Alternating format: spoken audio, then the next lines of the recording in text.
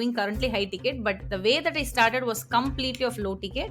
Like there'll be some person who's going to pay me 250 rupees, 500 rupees. I would take the job, happily do that and learn from it. This is one major problem. Once they're planning to scale, they don't know how to optimize it properly. And we are more focused on educating our mentees in this particular portion. So if someone is going to say like, I'm going to invest this 1 lakh today, and in the next 2 months, how much interest rate can I expect? This is not the business for you. Even though I speak about the sales number, their show up ratio, everything, one thing I periodically remind them is a vision and mission of why are we doing this. So because the salespeople generally see every lead as a conversion ratio. This is one main difference that I've noticed. That's where I personally feel even you are bad at pitch, be good at probing.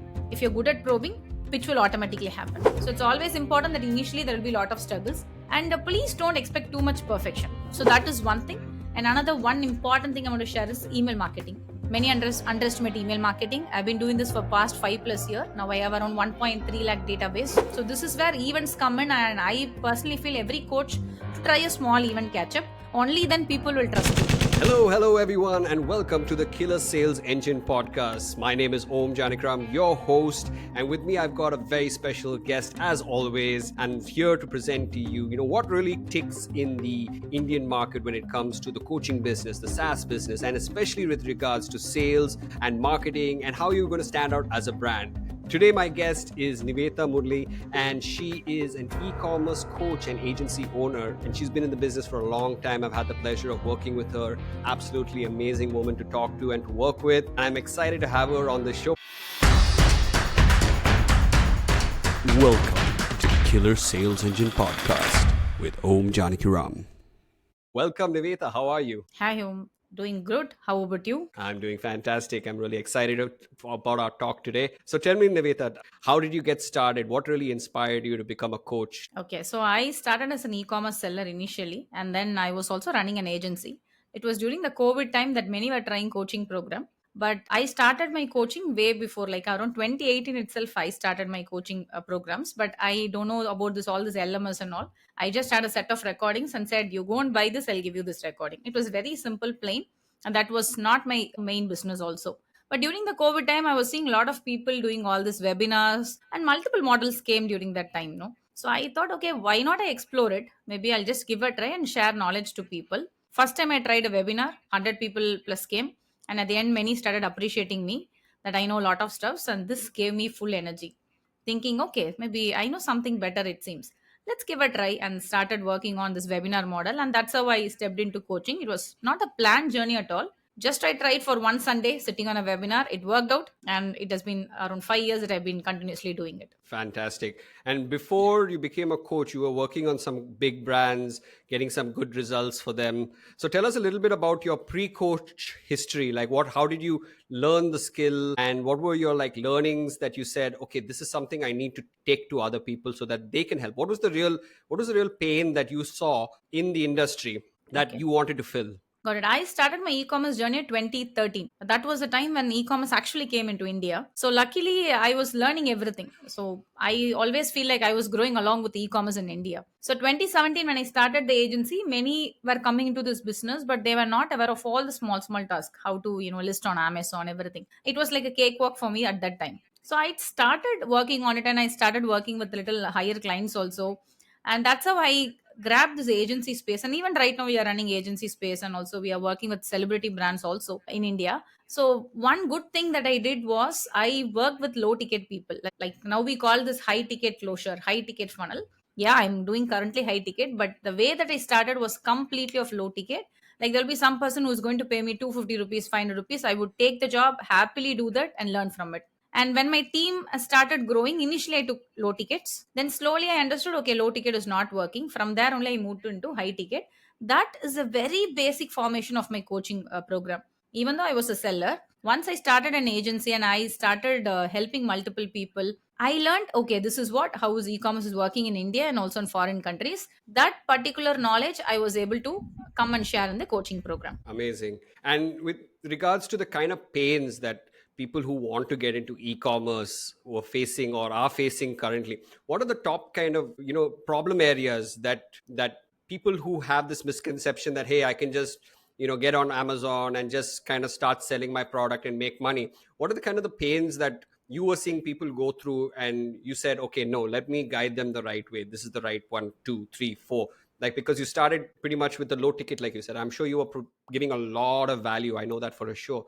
For what you were offering and the value that you were giving was absolutely amazing. So tell me about, like, what were the pains that people really said, wow, I'm really happy with this and I want to now move to the next level. Okay, the main problem is like there is no proper roadmap actually. Even you can see multiple YouTube videos, but the real pain point is like people don't know how to select a proper product when it comes to e-commerce. Very basic thing. They select a product because they are, manufacturing it, or their auntie is doing it. All these small reasons will come. So I am pretty strict in all these things. Like without data, let's not select a product. So they don't value the data. That's where the major struggle comes. People try to sell a product what they are having. So I try to break it and make them understand data values a lot.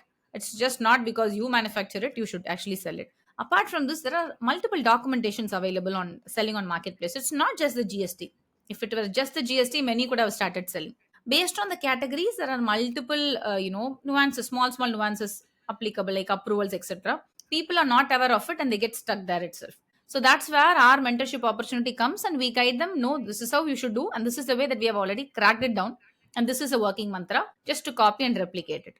And another main problem is advertisement. So marketing plays a very major role in any business. So many try to put the money on Amazon ads, and they say Amazon ads are not working. Ads won't work like that. I always say that Amazon is there to India to make money. So if you are going to go and give, okay, I'm ready to spend 10K per day, they will just collect the money. So you should know how to optimize it properly. So this is one major problem. Once they are planning to scale, they don't know how to optimize it properly. And we are more focused on educating our mentees in this particular portion. Amazing, amazing. And basically, what happens is they're saving themselves a lot of time, a lot of money by coming to learn from you, because you've done it, you've made all the mistakes before, you know what works, what does not work. And this way, they're able to get the guidance from the person who's gotten some great case studies and great results. So Yeah. that's really the true advantage of being able to coach people, mentor them, and help them, save lakhs and lakhs, but also lots of time. Right? Time is the most important thing, because what I Yes. noticed is that people have a certain budget which they come into, and then they burn through it, and then they lose their motivation. Right? Yeah. Maybe they have access to funds, but even their motivation drops. So, Correct. like, what kind of game or should people be playing in this? Like, there are people who just want to come thinking it's quick money, but Mm. I know that, it's not that easy. Any business is not that easy, right? So what kind of advice would you give to people who are thinking about getting into the e-commerce space, and what can they expect as certain, pitfalls that they should avoid?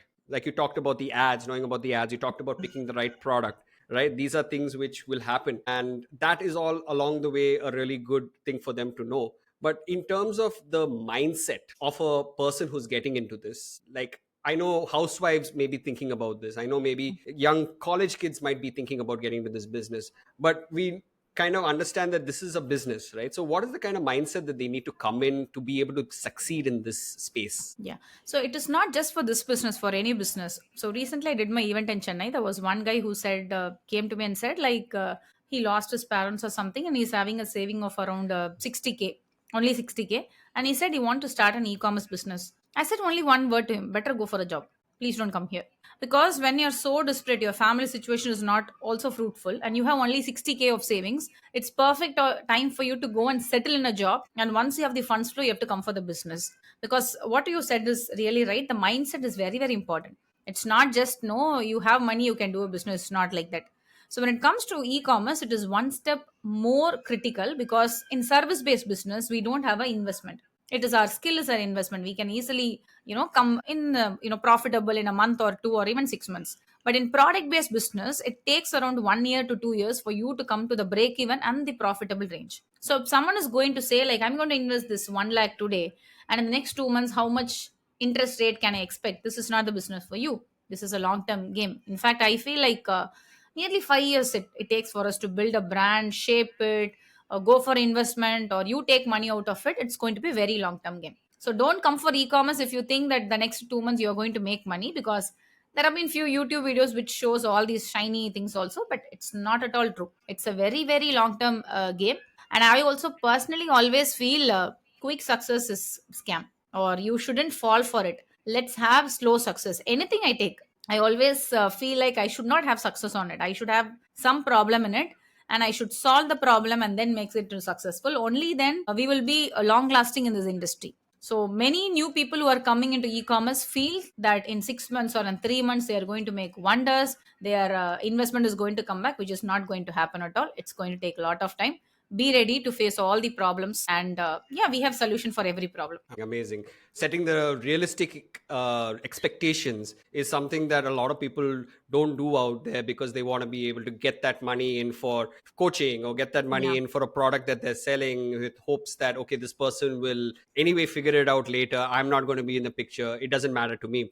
But someone like you, with your reputation, who's been in this market for so long, it is really important to set that right expectation. exactly. And a great word of advice for people who are aspiring coaches who are getting into this space as well, because I know a Yeah. lot of young guys who are like 21, 22. They've done an e-commerce coach from some US based coach, and now they're just running ads saying, I'm an e-commerce coach. Whereas, what you have done from agency to actual coaching is years and years of trial and error and practice, which has gotten those kind of case studies and those kind of success stories. So amazing. That's really great advice for upcoming coaches or people who are in the space right now. My next question is, Nivetha, as you started to get into seeing more and more people come into your community, right? Obviously, the growth is something that you needed to plan for, you needed to scale for, right? So when it came to that point where you said, okay, you're going from low ticket to high ticket, right, what were the kind of systems and processes that you needed to put in place in order to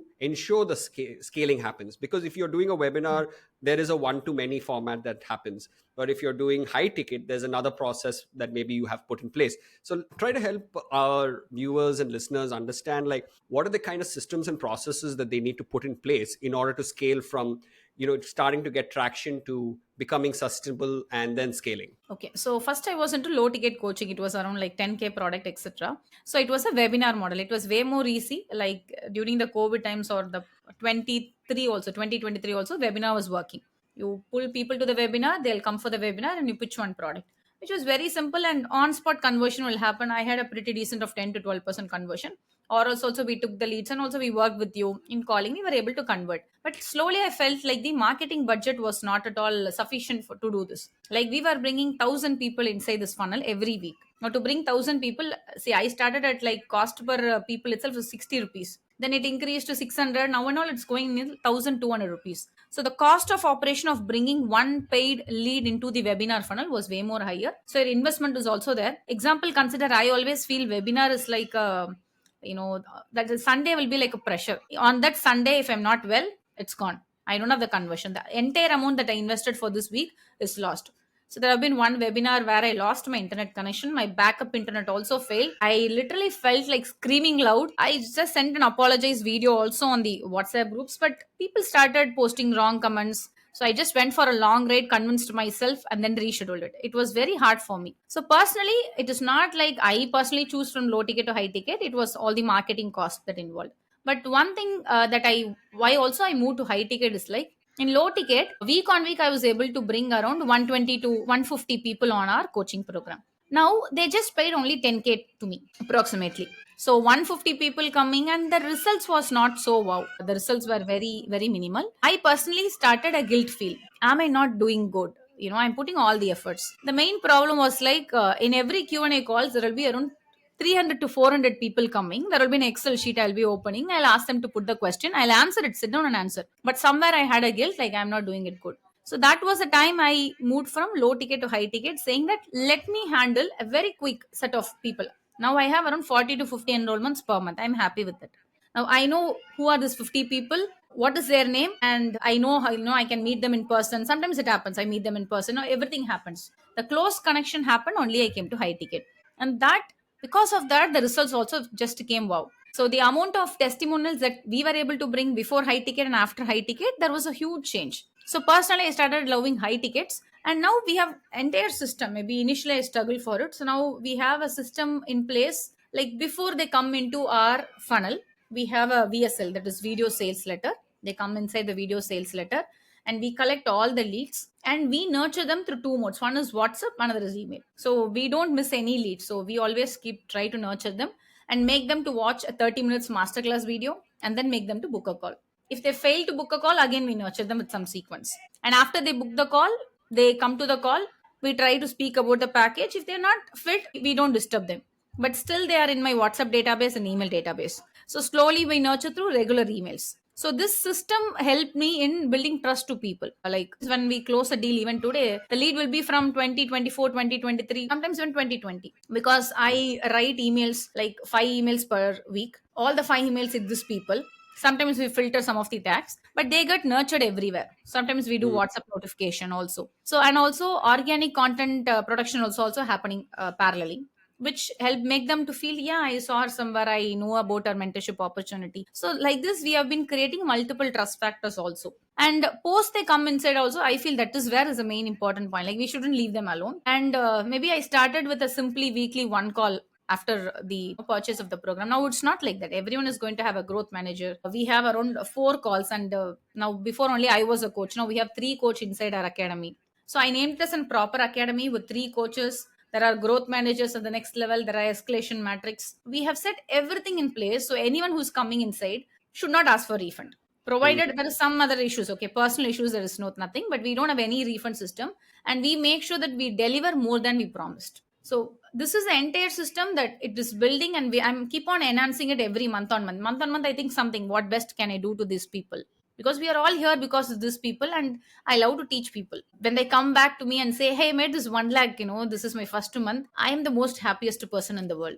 So the systems did not happen in a single day. I started creating and started building in the past 2+ years. So it is all about, being able to first free up your time and headache from, doing the webinar every week. That was sort of creating more pressure for you because you were delivering a lot of value, but the results were not coming as you were expecting. And then moving to the VSL format where you were able to build that credibility. I think that was the main thing that I took away from this. A lot of information trust is being built. They're watching this 20 to 30 minute video, then they get coming on a call, right? So now on this call, obviously you can't be on all the calls as all, right? So you're going to have certain closers or consultants or advisors on this call who have to be able to give an accurate picture. And these 50 people who you take on every month, I'm pretty sure that they are have to be of a certain persona or a certain having a certain amount of qualifications before they can work with you. So talk to me about your sales process, like how after the VSL, you're really counting on your closers to be able to bring in the right people. Because I know for a fact some people, like you said earlier, they might have 60,000 and the closer might say, yeah, come, no problem, we'll help you. But you said it very right, that is a value that you have, that better to go for a job.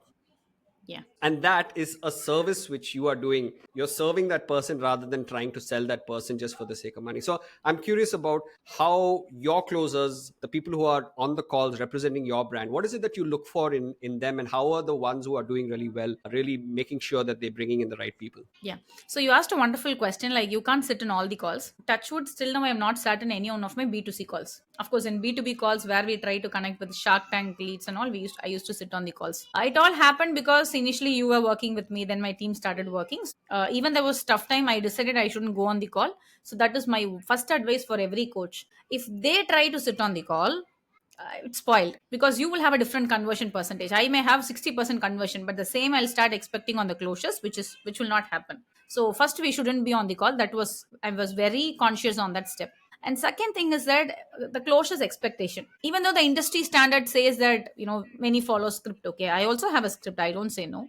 We follow script and we see all the tonality. One thing that I look into the closure is like whether they are, they have this basic understanding. Like if I say I have a problem, are they able to come to me and resonate with the problem? There are few people, I sit on a mock-up call, I wantedly act rude, or I wantedly share a sad story. I just see what is the tonality. Are they able to question me back, or are they simply going to skip that question and go back? So this basic thing I feel. And also we have created a ritual, like every day we have a meeting at 10 for all these closures. And weekly once, when I'm connecting, even though I speak about the sales number, their show up ratio, everything, one thing I periodically remind them is a vision and mission of why are we doing this. So because the salespeople generally see every lead as a conversion ratio. Like if I'm going to sit on a call with you for the next half an hour, for them it may think as a money. Okay, like I want to convert it. I am very strict with these people. Not every person who's come on the call is fit for us. Don't pitch everyone. If your pitch percentage is 100%, I'll go and question them why it is 100%. That means you did not do a proper probing at all. So you failed in that. Understanding the customer situation and whether they are fit for us or not. So I generally use this word even inside the other videos also. Like we try to select mentees. It may be like, there may be many people ready to come to us, but if they don't have the mindset, we are not the right fit. So that closures I have to educate. That's what I feel. My role is like, the sales part is something that they can learn from anyone, but the value of the company only they can learn from me. So I've been periodically reminding them like, hey, listen, we are not here to make money. Believe me, if you're working with me, even after 2 years, you will get a lead, you will make money, you will get the commission. Don't sit here and see everyone as a commission slab. Just speak with them. And I also always used to see this, but maybe it may be stupid. Like I used to say that every closure will have an opportunity to come to our event, offline event. In the offline event, you will see all these people coming and thanking you, gifting you. All this will happen. And there are few people who would have spoken with you but not taken a mentorship program. When they come and meet you, they should handshake you and remember you and say you that, hey, I had a call with you that half an hour, right? That was a life changing opportunity for me, even though they purchased or not. So I used to say, if you are able to make an impact, it is yet another call for you for that particular person. That 30 minutes discovery call should change his mind, and he should, I always used to say that he should forget who Nivetha is all about, and he should save your name in the phone. If you're able to do that, you are a perfect closure. Money will come to you if you are working like this. But if you are more focused on sales, no, I'll just convert him. You have 10K in your bank account. Let me grab it. Then it is not going to work out. And then I will also see, obviously there'll be few points, right? When these people bring wrong people, I'll be like, hey, this person is not fit for us, please refund. I'll do some case like that. So your also performance ratio is going to affect, and I'm going to deduct everything from your pockets. So closures started understanding when closures came from other companies. They initially were more sales oriented. I said no, maybe the 1 or 2 months you will have a low conversion ratio, but the follow up ratio, trust factor will increase in the long run because we do other promotion also. And believe me, you will withdraw a very huge amount in the third month or fourth month, and that's have happened. So value is something that I feel the coach should always say to the closures. Closures can come with any mindset, and majority of the closures are trained by international people, so their mindset is entirely different. You have to break what is your vision and mission to them, so only then they will be able to resonate and work together. Amazing. Basically, be able to share the vision, make sure that they embody your values and are able to be coachable and adaptable to what exactly is the current situation, their pain, their problem areas, and then make the right decision to bring them in or not. I think that is the very essence where you're saying have that impact on the call. I think Yeah. that is a very strong statement that you made, because at the end of the day, whether they buy or not, if you piss them off or if you give a bad taste in their mouth, you can forget any future chance of them coming back at any point of time. I love that Yeah. statement. I really do. Yeah, in fact, So, our relationship started in similar way. I guess you contacted me 2020. I still remember your background Zoom. Okay, you had this Goa beach. yeah, The yeah, call yeah. went really well. You pitched a product. I don't say no. Okay, the way that the conversation endly happened, I somewhere felt okay. I know. Oh, maybe somewhere I felt connected. That's how our relationship started, right? If you were too Exactly. sales pitchy, I would have not even saved your number. So that's the reason when you again outreached back to me, I felt, hey, yeah, I know him. He was really speaking good. He was doing a good job. Let's connect together.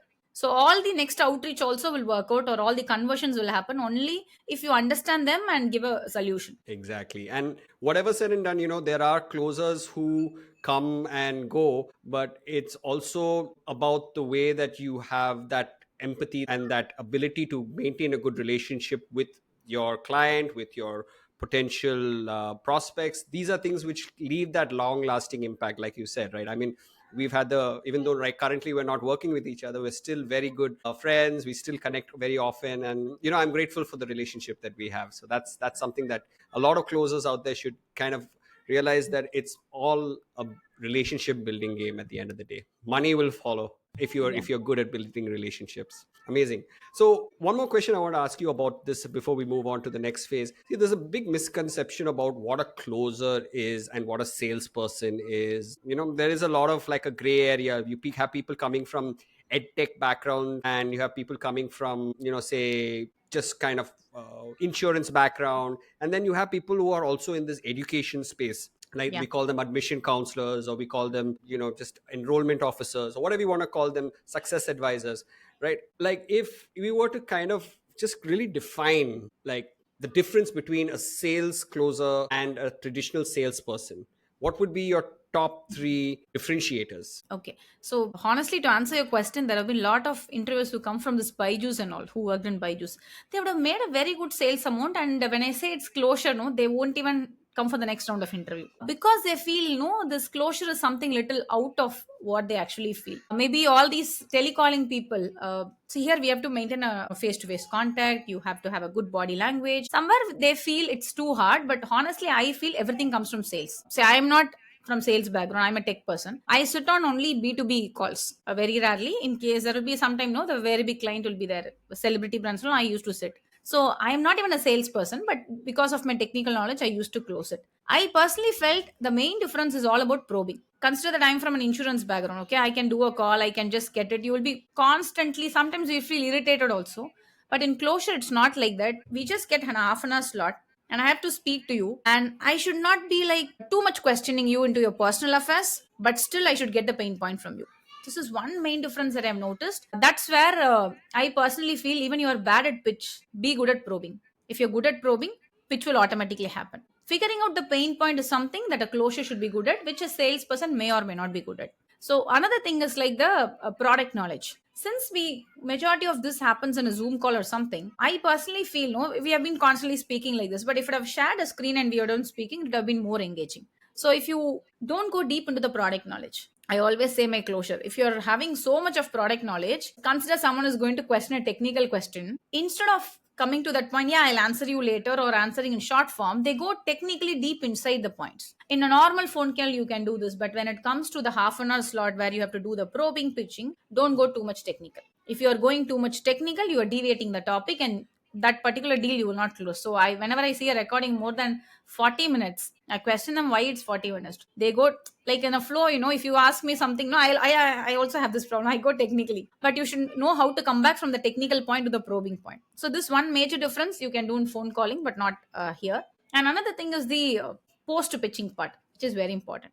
Now I'm going to say, hi Om, our price is around 2 lakhs. If I'm just going to say, you will be silent because you wouldn't have expected this much. Now, of course, there are multiple ways to handle it. I have heard that few coaches used to say that if you're answering or if you're questioning back, you lose the call. But I've seen multiple coaches handling it in a different way. This level of silence, this level of face to face will not happen in any sales call. So I always say you have pitched a product. Post pitch, if you're not able to understand what they're trying to say, or if they are like flabbergasted, like just like that, very silent, you should know how to handle it, else you lose the call there. So these three major, this probing and the pitching, the product knowledge and post pitching, is three things we have to work on a Zoom call properly. Correct. I think you said it very rightly. A lot of people who come from the tech background, they've come into sales thinking, okay, we're going to make some money. We just have to make some calls. It's just going to be sitting on our phone. But being a closer is like being a consultant, right? You have to be able to understand their problem first before pitching. And see a lot of people are uncomfortable asking pain questions, right? Yeah. And because going deep into pain requires them being more comfortable with the level of pain themselves, and most people are not comfortable with even asking those tough questions. So being able to be a good closer is actually also a lot to do with mindset. Correct. That part of things is a very critical part. And also, And when I it personally felt in India there is one script that is circulating across all the closures. There is a set of pre-defined questions and which will not be suitable for Indian audience. See, I know some of the question like you are talking with me, and maybe initially I'll ask you, "Are you the decision soul maker?" You will be like, Hmm. "Yes." At the end, obviously, once I reveal the price, you will be like, "I'll go and ask my wife." Okay. Hmm. Which is a huge respect that we give. The Indian mindset is like that we ask the spouse. But you have in some script which says, the script which is circulating in India says, but you said me you are the decision maker. So why you want to? So now that puts the person little down. But there is a better way to handle it. Now when the script actually comes, these people are actually by hearting the scripts, some closures. And when they coin it, no, especially when we do this regional sales call in Tamil or Telugu, this question will turn little wrong. Like you said, you are the decision maker. Why do you want to ask your wife? So you mean to say that every thing is dependent on your wife? When they coined in Tamil, no, it will become very hard, and they feel bad and they leave the call. So now the script following also should be avoided in India, and every script should be based on the product and based on whom is the target audience, ideal customer persona, they should understand. 100%. It's very important to speak in the Indian way. Um, Understanding the cultural differences, understanding the cultural nuances is very important. And especially if you're going to be translating the exact same words into a regional language, it can mean other things. That's a great point to note. 100%. Thank you so much. I think that's a very important point for all closers out there or anyone in sales, is that you have to be customizing and listening to your audience and responding in the right way that they feel connected, they feel appreciated, and at the same time, you know that you're not giving them all this technical information that's going to overload them. You're making sure that they feel connected to the brand, and that by coming in they're going to get this kind of help that they're looking for. I think these are the main critical factors that any closer coming in should be able to cover and know the values of the brand. I think that is also a very big responsibility from the leaders, which I don't see that happening much very often. Most people say, okay, here's the script, here's the leads, okay, close. And then afterwards they're asking, why aren't they closing, why are the leads not closing, and they fire them within 5 days, 7 days, saying you did a bad job. So what you're doing is really, really amazing. You're taking the time to huddle with them in the morning, have that one call a week where you remind them about the vision and the mission, and then be able to guide them on what exactly is your audience expecting from you as a brand. I absolutely love it. It's really a system which most people don't talk about out there. They talk about CRM scripts and processes, then doing this kind of nurturing sequence, that's it, kind of nurturing sequence. But the heart is what you just talked about, and I really, really love that you brought that up, because this is something that most people are not talking about. So thank you so much for sharing that on the show. So Nivita, very important, like now it's been 5 years, right? And I know that you were in Chennai, and then you moved to Calcutta, and then you've been moving around quite a bit. And being a coach, being a business owner has its ups and downs, obviously, yeah. right? Was there ever a point so far, when you've been in this journey, that you felt like giving up, or you felt like this is not working, I need to change things, or things like where if aspiring coaches are going through a problem that's not very spoken about in the industry, right? Is there something that you'd like to share as words of wisdom for them to be able to power through no matter what? Okay, so giving up, I've already always used to think, week on week, I used to think. Because I feel when you have this thought only, you come into solution. Then I write down why I want to give up, what is the problem. Then I try to fix the problem. Maybe for aspiring coaches, the initial struggle that we would have is like now the social media. So even when I started, the social media was just coming, all these reel shots were coming. Anywhere that we do anything, even we do good, people used to comment anything bad. And being an woman coach, it comes with all its pros and cons. So there have been a lot of struggles that I've been initially facing. Maybe for 1 or 2 months, I really felt bad. Like I felt I'm doing good, but why all these bad comments are coming from? I'm nowhere related to it. Then now I have a very different mindset. Okay, come on, comment it. So this mindset will take some time. And maybe if I would have dropped in the 2 months because of that particular state, I wouldn't have been here. So it's always important that initially there will be a lot of struggles. And please don't expect too much perfection. So when I started and I did a webinar and pitched my main product, I didn't even have any recording. I said, come for a 6-day live program. I'll sit with you. First time I did. So whatever the questions they asked, second batch I covered in the syllabus. So like this, I did around 40 or 50 batches and then made the pre-recorded version to make sure that there are no questions left. Of course, questions can come. So many people now I could see in some of the groups where people say, hey, what software you use for recording? What background do you prefer? I always felt, let's do it live. People will ask question. People will ask, okay, what is that? What is this? Then I started adding into the syllabus. And the syllabus is now like enhancing monthly ones. Monthly ones I record new videos because there are changes. So don't expect this perfection and perfect LMS. Don't go for all this confusions. Okay, which LMS to use, which app to use. They spend a lot of time before they are having a proper funnel. And another thing is like don't fake promise for coaches, because when you in none of our funnel or something we promise like okay you make a money in 6 months or we give you a refund, because we know it's going to take some time. And if you're having the mindset, you come inside. So this fake promise is something that I personally felt, at 2020, there were a lot of coaches, every niche. Now, I know only 1 or 2 people is still with me in the e-commerce niche who started in 2020, because we didn't give any fake promise. So if you give fake promise, you may make money. Maybe I used to say my closures always this. I say hitting 5 crore per month is also possible. I can give you any fake promise. I can give you n number of leads. We all can work 24/7, hit 5 crore, close the shop and run away. But that's not our intention. Our intention is to stay long in this particular game, help other people. So that is one thing. And another one important thing I want to share is email marketing. Many underestimate email marketing. I've been doing this for past 5 plus year. Now I have around 1.3 lakh database. The highest revenue or highest call booking, if for example, if my slots is like way more too full for a week and I don't have marketing budget, I send an email, simple send an email. Immediately the slots gets filled. Yeah, of course, through Instagram, YT, LinkedIn, we are getting it. But email marketing is because any coach that I meet now, I say try email marketing. They can't even digest that information.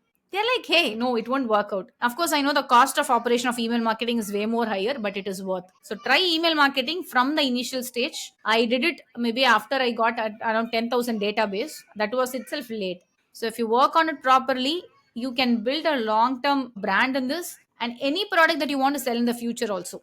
You would be able to send a blast and get it done. Amazing. Those are really, really valuable tips. I really love the last tip about creating an email list and utilizing that when ad costs are soaring high or things are not as per what you want. The email is the one asset which you have with you that's not owned by Facebook or YouTube. I absolutely love that. I mean, how did you build up such a big list, 1.3 lakhs? The initial 50,000 was only through ads. Like I have trained around 60K plus people. Now, rest all the thing, what I did was like, we did a lot of free videos in Instagram. My Tamil Instagram is having around 136K. English is also 100K. So every video that we do, we did comment this particular word and we will give you this particular thing. As soon as they comment, we had the Instagram automation software. We redirected to ConvertKit landing page. There we started collecting the emails. So the email database started increasing. So I started grabbing all my Instagram, LinkedIn, YouTube leads also into email database. And wherever we go, sometimes we see, no, hey, have you subscribed to my email database? I just say them and I just share the link. And now we have two email database. Like Tamil also I write emails, which is like hardly once per week only. But still there are people who don't know, English. They read this email. They are not fit for our product, but that's not my matter. I just felt like I want to share what I know to the other people. Slowly this happened, and parallelly working on some PR interviews also helped us. People see some of my PR interviews and then they come to my Instagram page, and then I have the CTA like, okay, come and subscribe to my newsletter. So all these helped in building this much database. That's amazing. That's a really amazing hack that you're hearing here from Nivetha Murali right here. This is $1 million information, guys. You should start implementing this right away. So, Nivetha, what's really unique about what you do is that you're doing English and Tamil. And I saw somewhere, I think also you said Telugu also. You get people who are speaking Telugu from all sorts of languages. But English and Tamil is something that you Yeah. started doing, and probably one of the only coaches who are like in this space like that. So, tell me, like, how come you decided to move to Tamil? What was the thought process? Because again, you're talking to two different audiences. How are you able to manage that? Yeah, still we are not doing 100% Tamil, but what I did was like I hired a dubbing person to translate all my English module into Tamil, and the work is still going on. So if anyone feels like they're not good at English, even my English is not so wow, or I don't generally use any jargons. I speak very plain English, and every Tamil and Telugu people can understand majority, because our majority audience is only this and Malayalis. So they are able to easily understand, or we give the Tamil version of it, and Tamil version keep on enhancing. And one thing that when I look into the stats, our majority conversion is happening only from Bangalore and also Tamil Nadu. So Bangalore people are very good at English, no doubt in that. So when it comes to Tamil Nadu, then we started segregating city wise: Chennai, Coimbatore, Tirupur, Salem. So then I noticed, okay, there are a few people who actually knows basic English, but they also want some support in Tamil. So we installed some of the growth managers in Tamil. So maybe in front of me in a particular call where we have all pan India people, they can speak in English. But any problem offline, we started putting Tamil people to help them. That one change, even now they are demanding the entire course in Tamil. That one change, I felt like people are more comfortable in sharing things in Tamil. And slowly we had some Telugu people coming also. So we have Telugu people inside our team. So almost Tamil and Telugu we are able to manage and support them in the regional language. And of course, they can also speak to me in English. And few people try to speak to me in Hindi. I know very little Hindi. So maybe touching the regional language is also a plus point. But I am not here to lead the English part, honestly, because that's where you get this pan India reach. If you go to a regional language, I can only do or higher closures only from Tamil Nadu. That I am trying to break, and I'm expanding all over India. Amazing. That's a great. And this is a great tip for anyone maybe in other states, maybe in Karnataka, they want to do in Kannada, or they want to do in Marathi, or they want to do in Bhojpuri. Whatever it is, it's a great market to tap because there are lots of people there. But like you Yeah. said, the people have to be able to resonate. You need to find the right people in that. English is pan India. It's more open for people to come in, but it's a great market to tap if you're able to set the right systems in place. And definitely one of our things was that we were purely English, then we started doing English Hindi, and now we're doing a lot of Hindi coaches, Hindi closers. And definitely I'm in the plans to start working on Tamil and Telugu closers as well. So that's something which I'll get in touch with you very soon once it's ready. So that's awesome.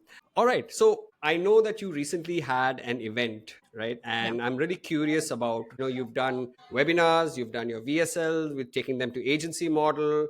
I mean, why do an event, and what was this event all about? Okay, so I did my event in last year, 2024. See, we don't have any physical office, so we entirely work in remote, and that's the reason we have proper systems and all.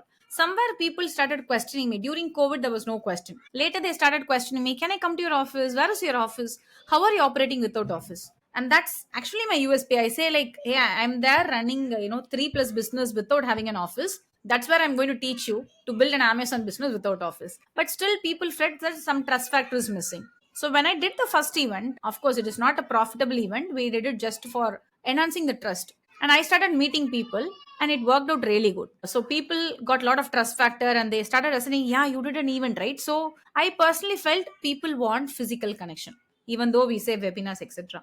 The second event, we took it in a more focused way by introducing awards to all our community people. Like if there is a mentee who has did good, we call to the Hall of Fame. So generally, as soon as they join our coaching program, we used to send a book called Manifestation. So in the manifestation, I have a small activity of asking them to paste their photos and mention how much they want to achieve in how many months. So I asked them to manifest this. This is a small activity I used to do. And slowly I felt like people love to come to speak on a podcast to me for Hall of Fame, which I didn't expect. Like there will be people who's aiming for it. So we thought, okay, why don't we bring as a next level as an awards where they can come and get an award from me or any other popular person in the industry. So now we try to call 20 people. They were really happy. They came for the award, and personally, that was one of the wow moment for me. Just I did not give the award. I was just standing at the corner and seeing all the people getting award. We invited Dr. Gomati from Feminine Naindara brand to give the award. I was just standing, so these people were getting awards, coming and congratulating me with family, thanking me. I feel as a mentor that gave me more happiness. So an event is not just for other activities, for our community persons to have some targets. And also we had community panels. Those who have achieved around 30 plus lakhs and all, they sat in a community and they started speaking. In fact, they were very nervous, but they got a platform to speak, and there were few parents who started crying, which I didn't expect. So I felt we create a system to make them business, make them money, but there should be some appreciation. So this events come into that point, like for the existing persons, yeah, we are there. We are there to reward you at each and every step because we need motivation in coaching. If there is no motivation, people won't see your course, even though they pay lakhs and crores. So this started as motivation. And apart from this, for the other people, they felt okay, these guys are already doing something good. Maybe if we need anything, we can get back. So the trust factor is something that is increasing in event, and the amount of questions that we get from the audience is just too out. I came out of the event at the hotel from 9:30 till 9:30. People were waiting, asking questions. So they feel the personal connection. I personally felt maybe we did a bigger event. We should do small events with coffee and help people. And I also took a pledge like we are here to help the community, right? At the end of the day, it need not be a paid. So we call it like selfless help. I feel this. I came from the same community. The same India has given me everything. I have to give back to the people back. So this is one way that we can do. So this is where events come in, and I personally feel every coach to try a small event catch up. Only then people will trust you, and the amount of love that you could see on the event is just wow from all your mentees. Amazing. And also, you said a very important point. Since you're working remotely, this is also an opportunity for you to meet the whole team, bring your Yeah, team together. correct, And I correct. saw some lovely pictures of the team. I'm sure that they were excited to see you in person. Yeah. And of course, since you don't have an office, this is also a great way to take that rental money, which you would normally have, and put it into an event, right? Yeah, yeah. So actually, we have a team outing separately also. Last year we have planned it because I personally felt we are a little bored sitting here. So we plan one event, but this is also another event for us. As you said, the previous dates we all meet up, we all plan for it, and it comes with flying colors, and we all enjoy that particular day. It's a moment for us also. Amazing, amazing. That's some of the perks of working remote. You get the best of both worlds as well. Plus, Yeah, you get a good event. You get to see your customers, successful customers coming yeah, in. You get to train a lot of people. I think it's amazing, and the energy, of course, is yeah. definitely something different. Great. So, Nivetha, where do you see like now new gen max in like say 10 years time? Like you've been doing this for 5 years. What do you see like the future, 10 years, 15 years, 20 years? Like do you see this like growing in a certain way, or do you have plans to bring in certain things, like, or are you just kind of seeing where it goes? Okay, I'm actually very scared. I'll be very honest with you because the ongoing AI technology is actually making me more scared. It's not easy to predict, but one thing is like we have been trying to expand globally, which you have started already working on. We have more of the clients from UAE segments. So, personally, considering AI is also there, we just want to go internationally. It shouldn't be just India based. We are already having few clients, but it's just 20% of the clients is from US, UK, UAE. I just want to have a 50-50 percentage, like an Indian agency doing good in US, doing good in EA. That is our main area. Like what to say, main goal. Awesome, that's great. So world domination at some point of time. Yeah, I always feel that is where agency should develop, right? So, like for example, see, you are also running an agency. Consider the same niche I'm also running. We both are fighting for the same audience in the same, country. Instead, if you go outside, there are two benefits in it. You will understand the other part of the world, the mindset. Another is this money conversion. US giving you $1,000 would be really happy to give you for him $1,000 just like that. So you have to use that very wisely and move internationally. I feel. Exactly. Amazing. That's great. How has AI actually impacted the e-commerce space? I'm really curious to know. Like, I'm sure a lot of people are like wondering, thinking that AI is just chat GPT, but how is it impacting now the e-commerce space since you talked about it? Yeah, when I started 2013, no, taking a product photo shoot itself was very hard, editing it, etc. See, now, even if you are using the basic chat GPT tool, you can upload a product image and say what you need. I need a man holding this, I need a woman of an Asian model. Everything is possible. User generated content, we were, hiring all these influencers before. Now, everything is possible in AI. So that is the reason I said I'm really worried or I'm really scared how this is going to take, because I personally feel it is way more than what we actually think. It may even take the entire system that we are having it right now. But only one thing, we have to adapt. If we fail to adapt, and we won't be in the industry. Coming to e-commerce, there are a lot of been many changes happening. In fact, even inside Amazon, we have an AI tool.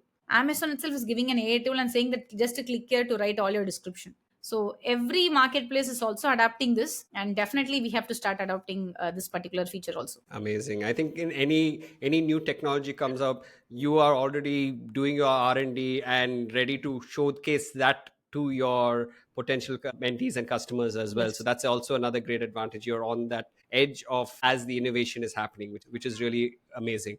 So Nivetha, the last section of this is the rapid fire round. So I'm just going to ask you a few questions, 3 to 4 questions. Whatever the first thing that comes to your mind and whatever you'd like to share, feel free and we can take it from there. So Sure. my first question is the top 3 books that you recommend. I don't read any books. Okay, the top 3 movies that you recommend. Okay. So it has been 5 years that I have not seen any movies. I only see science movies. Maybe Back to the Future series. All these sets of movies only I generally used to see. Maybe Inception, Back to the Future, Predestination. All these movies is something that I feel like we have to travel with time. Amazing. What's your favorite quote? Quote, getting started is key. Getting Don't started think is too key. much. And who's your favorite personality? Person that you look up to or feel like, yes, this is someone that I really admire. Honestly, I don't admire people, but I generally take some of the things from many of the people. And I'm a person who don't read books or who don't hear even podcast. So I, for example, consider that we have Kamal Hassan in Tamil Nadu. If he's saying some line, I would just take that line alone. So I don't entirely, just look into a particular person, go through all his quotes. I don't do that. Okay, perfect, perfect. So, what would be like you talked about your tips for aspiring coaches, but I want to know, like, just generally the way or the wisdom that you have learned over the years. Like, if you were to just give your words of wisdom to people who are listening here, who are business leaders, who are in sales, who are in marketing, who are thinking of starting a business, what would be your words of wisdom for them? Okay, just to teach what you practice. If you're trying to break it, for example, I'm more into Amazon. Many have informed me like, why are you not teaching meta ads? Maybe I have to sit down right now, down the line after 2 years. If I'm making successful, if I've done multiple stores, I'll teach on that. I'm exploring it. But without exploring, if you try to teach people, you will not be in the industry. So don't try to read something or go to a podcast, see something for 3 years and make it into a course. That is not for you. You have to be at the each and every step of the process, feel it, live with it. Only then you can start teaching. It's not a, you can't be very playful on this. So this is one advice I want to give to all the aspiring people who are planning to come. Amazing. That's what we have to practice and do practice and teach what you preach. Yeah. Amazing. I love it. Great. So tell our audience, Nivetha, how do people find you? What exactly do they need to do to find you and to work with you? Okay, they can apply anywhere. So we post on LinkedIn, Instagram, just Nivetha Muralidharan. You can text anywhere, and our team would be really happy to contact you. So we have systems everywhere there to make sure that your lead is not missed out, and it comes to our task management system. And definitely, any closures who want to join or anyone who wants to start an e-commerce, they can contact, and we would be really happy to take it forward. Definitely. We're going to be putting those links in the show notes over here or in the description of this post. Thank you so much, Nivetha. It's been an absolute pleasure having you on this show. So much wisdom, so much nuggets that I'm sure that people are going to just watch this episode again and again and again just to absorb the kind of valuable information that you've brought to this episode. I thank you so much from the bottom of my heart. That's all for today, ladies and gentlemen, boys and girls. We hope to see you on the next episode. Until then, this is the Killer Sales Engine with Om Janikram, and we will see you next time. Have a fantastic day. Yeah, thank you, for inviting.